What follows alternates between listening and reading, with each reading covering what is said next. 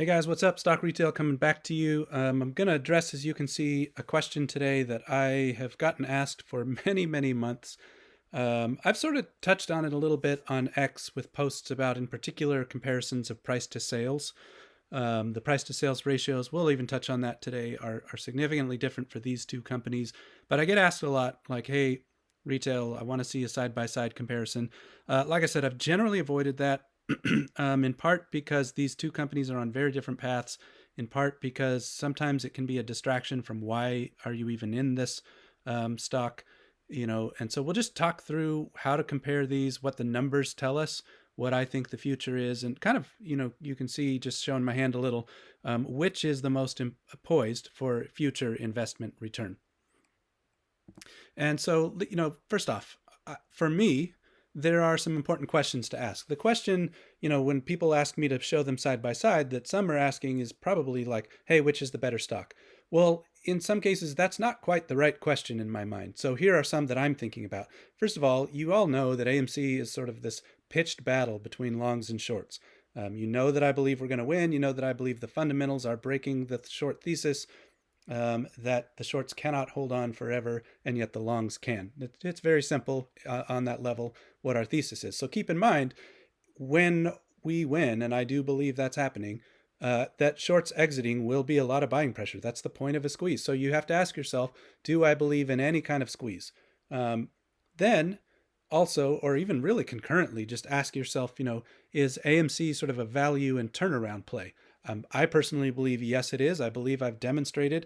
You can go, if you're new to my channel, go look through a fundamentals playlist. I will walk you through, income statements, balance sheets, very much show, a numbers based, not in any trust me way, trust me bro kind of way, that AMC is a value play. It is a turnaround play. It has strong promise of very positive future results. And so that's a question, that you can see that's nothing to do with Cinemark. It's the first two questions have nothing to do with Cinemark. They're just, do I believe this company will turn around? Do I believe this company will break the short thesis? And for me, the answer is yes on both. So I'm in this play. It's been a very aggressive stock to invest in. You all know that. And so then if you really wanted to compare them, though, you could ask things like, all right, who has the higher operational leverage? And I'm going to show you through some numbers today what that kind of looks like. So what you're asking here is, which one of these ramps up faster as the box office recovers? Who's going to grow more in the future? And that's one of the things that I would caution to be careful with if you're comparing in the past, using history with Cinemark versus AMC. Cinemark came into sort of lockdowns and COVID a little healthier than AMC. That's just a fact, and that's why AMC is taking a little longer to turn around. And then also in terms of the stock price, many of us believe there's significant manipulation on the AMC stock price, which we could get into. That price to sales ratio in particular shows that. But in the future, if you're not in a lockdown environment, if you're in an industry recovery, who is poised to make more money? And so we'll kind of show you that a little bit with math today. And then does other revenue going forward, that AMC is in Walmart, Kroger, Publix, if you're on the West Coast, Fred Meyer, Amazon, plenty of other points of distribution. AMC has distribution of theater content like the concerts and things like that. AMC has its own branded candy. AMC has ownership in a gold and silver mine. These are all things that Cinemark does not have. So is that going to separate AMC in the future as those items grow? As an investor, you're just asking yourself, this is just a thesis question. Do I believe in that? I'm not here to tell you what you should believe. I'm telling you what I believe, and you have to decide what you believe for your own investment purposes. So that's where I guess I'm just grounding myself and you guys in. The question isn't which of these stocks is better. The question is, what do I believe about the future, and how do I believe I can get the best return? And, we'll kind of talk about where these two stocks are. So here's an interesting comparison. Last year, Q3 was 2.65 billion, or 2,650 million at the domestic box office. So 2.65 billion domestic box office quarter, Q3 last year. The most recent quarter, both of these companies have filed. I'm going to show you some numbers from their filings. Easily fact check. You can go to the SEC Edgar site, or you can go to the investor relations sites on both of these companies, and you can fact check all the numbers I'm about to show you. These are from their filings. All right, so Q2 that we just finished. Now remember, that was a strike impacted quarter. We all know we've gone through the strike. We're coming out of that. You're going to see much better results. But what I'm doing here, I just want to show you kind of a tale of two quarters. When the box office is a little lower, when it hasn't quite recovered, so that's this like 1.9 billion quarter that we just finished. And when I say just finished, I mean just filed, really. What we really just finished was Q3 of this year that was far better. But Q2 is the last filing we have until we get the next filing from these companies, which is coming very soon, and I'm going to talk about that a little bit too. So when we have a smaller quarter versus a larger quarter, Q3 last year, which isn't that far in the rear view mirror, so we have a reasonable comparison. It's a somewhat recent result. It's only a year ago. What's the difference in how these companies perform? And who is a little more sensitive to the box office growing is what I'm going to show you. And the reason I'm showing you that is then if the strike is behind us, we are now in a period of growth at the box office. The industry itself is growing. So if these two companies are in the same industry, and if you believe as a thesis point that I do believe this, that the industry, the box office, is going to grow rapidly over the next, basically 2 years in particular. I don't know 27 and beyond. I believe it would still grow. But in 2025, we know there's a lot more movies and a lot of big movies coming. I've already got most of the list to the point I can forecast 2025. In 2026, that's the first time we start getting a few more. Marvel ramps up a little more even than next year, and you start getting Star Wars and some other stuff. So the future box office is looking like it's going to grow very significantly. So you're asking, which of these companies do I think will grow more over the next couple of years? That's what I would be doing if I had never been an AMC for the short squeeze. I was coming to the table now. Which one do I put my money in? That's one of the things I'm looking at. Then you want to look at value too, right? And I'm going to talk a little bit about value today. I'll kind of deliver the punchline a little bit. Cinemark is close to a multi-year high, or basically at its multi-year high. AMC is basically at its multi-year low. You can already just hear which one has more opportunity to grow in the future in terms of a stock. So that's something to consider too. But let's go through these. So if you go from a smaller box office quarter, this 1.9 billion we just had, how does that compare to a larger box office quarter, that 2.65 billion quarter? And you notice that the difference between those is 36%. So if you grow 36% at the box office, what's the growth for these companies? That's what we're going to look at.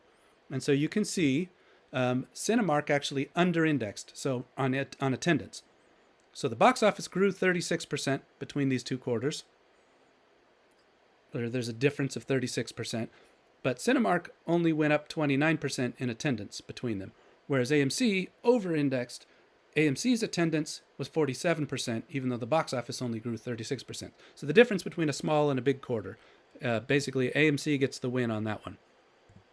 Attendance per theater. So I also looked at the theater counts and the screen counts for these movies, for these companies.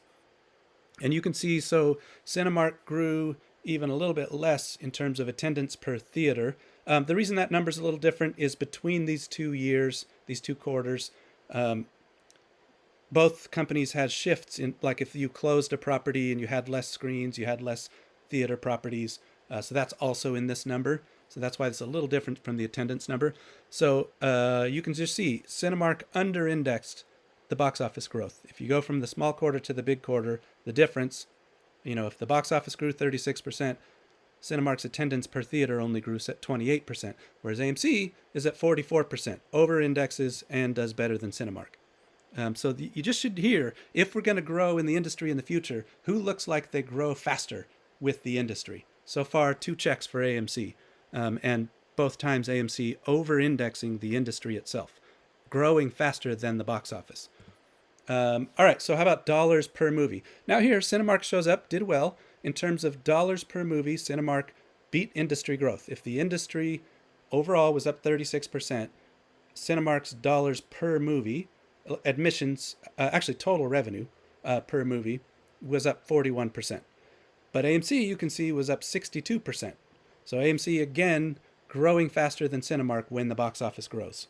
And so now you start to see, and I'm going to show you, the rest of this in a minute. I've said in the past, Cinemark has the higher floor. It's kind of a safer bet in a shutdown, which is why AMC had to fight so hard. but AMC has the higher ceiling, and we're going to kind of show that again. Why is that? So attendance per movie. You can see, great job. Cinemark over-indexed the industry. If the industry was up that 36%, Cinemark's attendance per movie was actually up 53% between these quarters.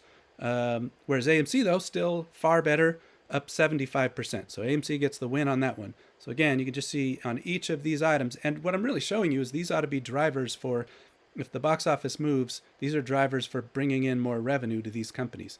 Can you bring in more people? Can you bring in more money per movie? Because that also then has to do with ticket prices, right? That's going to shift things a little. And AMC was able to grow its attendance and grow its revenue per movie far faster than Cinemark. And then just total revenue, you can see Cinemark only grew 19%, but AMC grew 36%. Now, here's what's funny. You see I have an asterisk on this. So first off, AMC wins again. Now remember, even though I'm going from a small quarter to a big quarter, there's a reason I keep wording it that way. But look at the timing of these again. It's sort of reversed on the timeline, right? The bigger quarter was a year ago, and the smaller quarter was just this last quarter. Well, what happened in that year between? AMC expanded popcorn. In fact, let's talk about this a little bit. So AMC expanded popcorn distribution, brought in candy. So those shifts from last year to this year actually added growth in the smaller quarter. And so it's kind of making this number look smaller. What I'm really just telling you, the takeaway there is in the future, AMC's revenue growth is going to even more eclipse Cinemark's, because the growth of popcorn, the growth of candy, the growth of distribution, those are all things Cinemark doesn't have and are even kind of outside of the box office. So AMC's growth versus the box office growth is going to be even higher than what I'm showing you here. This is kind of an artificially low number because of the way I did these numbers. So that's all you should be hearing there, that would look even better in this case. So, and then regarding earnings, because I don't have an earnings line on here, remember that AMC has paid off significant amounts of debt, has refinanced, so rates are actually lower overall in terms of a total blended rate on our debt. And so earnings growth is also going to over-index and ramp up faster. So if you're growing more at the top line and you've squeezed your expenses to keep more at the bottom line, AMC is just positioned to grow a lot faster, both than the industry and than Cinemark. So here's some other kind of considerations. I just talked about how AMC's paid off a lot of debt, so that's reduced expenses. Second bullet, AMC increased popcorn by thousands of points of distribution since last year. I've covered that. So that's going to mean future growth. As there's more brand awareness, perhaps we even expand distribution. I don't know about that. But that is a line of revenue that's probably growing, and that is, any of that growth outdoes the industry because it's adding to. AMC has implemented, the in-house branded candy. All you apes know about that, but in case there's people who listen to me who haven't been as deep in AMC, that's something Cinemark doesn't have. So that is, and we've even had periods of very high demand and sellouts and things like that. So that is just, again, over and above the industry, and it's over and above Cinemark. AMC may see benefits from, looks like I missed turning some text green here, distribution. So the concerts, we know there are more of those coming. In the past we've had Taylor, Beyonce, we had a listening event with Billie Eilish, we had Usher. So, and Adam has said there's more coming. So if AMC ramps up distribution, whether just concerts or whether there even starts being movies or something like that, or documentaries, that's just over and above other theater chains. And it's kind of going to help us grow faster than the industry. And then we know at some point Hycroft will start mining. I know that's, some have cautioned me that that's farther out. I understand that, but it's not nothing, and it's certainly something that AMC has which others don't. So as there starts to be a return on that investment, I've mentioned that the movement of that stock shows up as income for AMC. It can show up as expense in a quarter where the stock goes down, but in general, I believe that is going to help with separation. So these are things you could ask if you believe or not, and would be part of a thesis as well. AMC has a far higher, don't sleep on this one, far higher percent of premium screens. And so when there's blockbusters, like Dune was really big at IMAX. You got Dolby. My AMC property has kind of a smaller name that a lot of you wouldn't recognize, but there are some bigger screens there. You have to pay a little more to watch in those screens. So in terms of premium, so PLF, those premium screens, AMC has the largest market share by far. So that perhaps means as we have more blockbusters in the future, that AMC is poised again to sort of realize the returns on premium pricing. And then in the past, what you want to know too in terms of history, AMC's had some impairment, goodwill impairment. It shows up as an expense and reduces your earnings, but those have been declining. And as that declines and eventually, I assume, goes to even zero, that will accelerate AMC's earnings faster than the box office as well. So all of these things just really lean towards, if you just started from today as day zero and looked forward, where's the value? The value just really points towards AMC. So other top level comparisons. Remember that if you're not just looking at a, a typical play, if you're thinking of this a little bit as a shorts versus longs, AMC just has to confirm positive cash flows and a long-term road to profits. And I believe it will easily. I've told you this quarter, my forecast is even $80 million at the bottom line and higher cash flows than that. I could certainly be wrong, but the point is we're profitable. Last year, Q2 and Q3, before the strike happened, were both profitable for AMC. So there's a chance this could be 3 quarters in a row that are non-strike quarters, 3 for 3 at profit, generating quarters. Now, that's not a small deal, and I would think if you do that 3 quarters in a row, you start to really prove that thesis, right? So just keep in mind, you're not just comparing, AMC to Cinemark. You're asking, will AMC break the short thesis?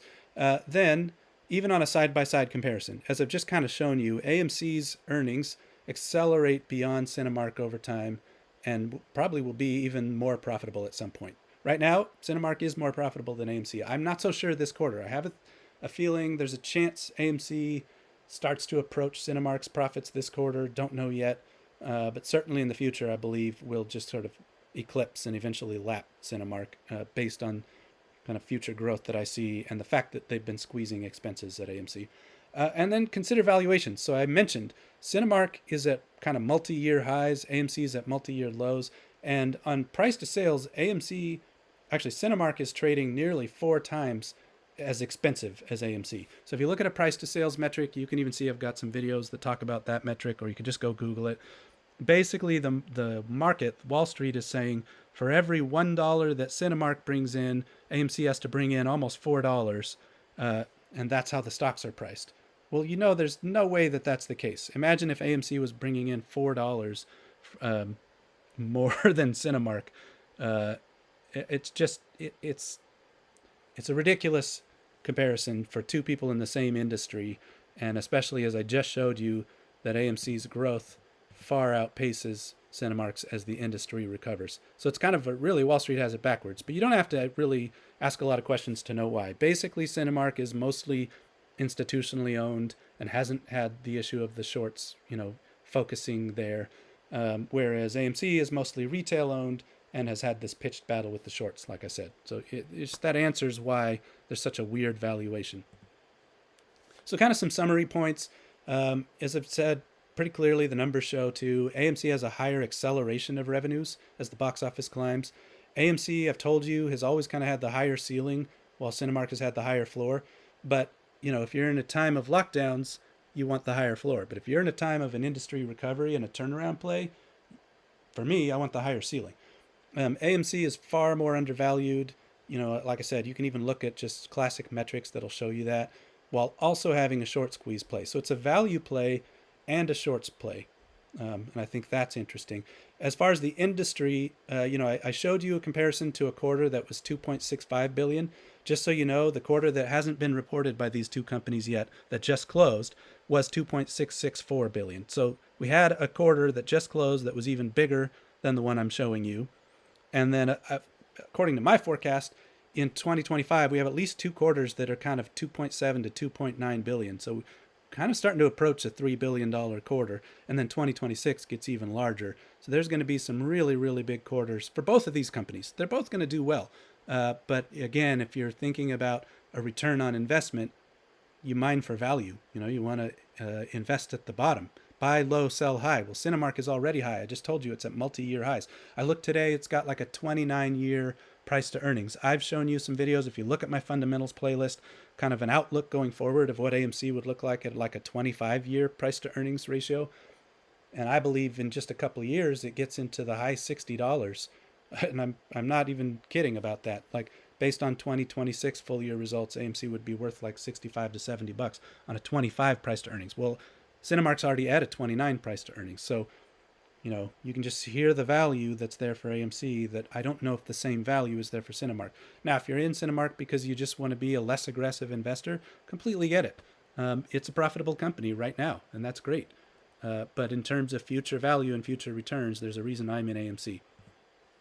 All right, so the bottom line, while long term AMC looks like it'll accelerate and separate from Cinemark, remember that really the current thesis isn't just which one is better. So the current thesis is AMC is a turnaround, a value play, and a squeeze all rolled into one. That's a heck of an opportunity for people willing to sort of bet on that, and that is me.